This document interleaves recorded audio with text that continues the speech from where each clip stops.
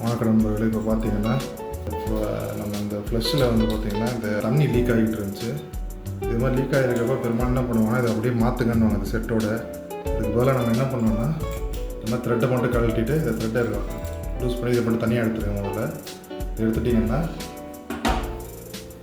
உள்ளே வந்து இது ஃபுல்லாகவே க்ளோஸ் ஆகிருக்கும். ஃபுல்லாக க்ளோஸ் ஆகி மேலே அப்படி போட்டு இதுக்குள்ளே கம்ப்ளீட்டாக இருக்கும்.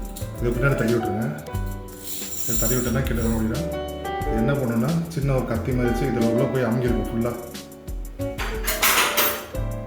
மாதிரி கத்தி மாதிரி வச்சு அப்படியே மேலே தூக்குனீங்கன்னா இது மட்டும் தனியாக மேலே வரும். அப்படியே வெளியே எடுத்துருங்க. வெளியே எடுத்துனா இது ஸ்ப்ரிங்கு கீழே போயிடும். இப்போ பார்த்தீங்கன்னா எங்கே லீக் ஆகுதுன்னா இந்த இடத்துல லீக் ஆகுது.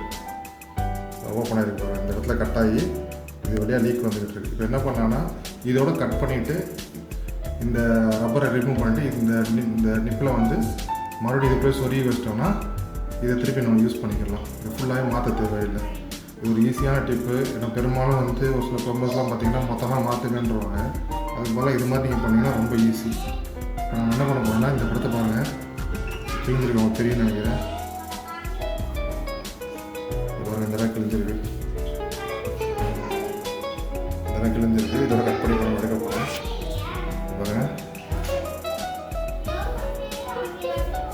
இதெல்லாம் அப்படியே கட் பண்ணி எடுத்துகிட்டு இதை க்ளீன் பண்ணி எடுத்துருவோம்.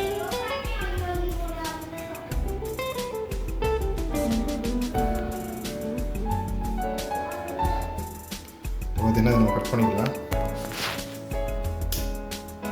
கட் பண்ணி இதோட எடுத்துகிட்டு இதுக்கப்புறம் இந்த பீஸை கட் பண்ணிக்கலாம்.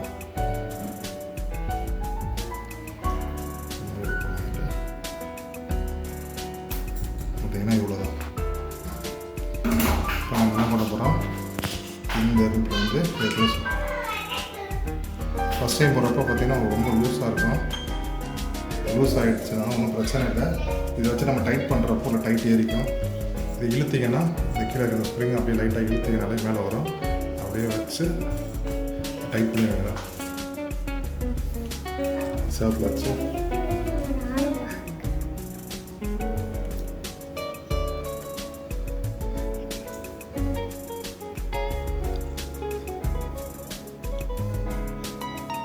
டைட் பண்ணிவிட்டு நல்லா உள்ள ஏறிடுச்சு. இப்போ நம்ம என்ன பண்ண போகிறோம், கொண்டு வந்துட்டு இப்போ டைட் ஏற்றுறப்போ ஆட்டோமேட்டிக்காக அதே போய் உள்ள நல்லா சொரியும். வச்சுட்டு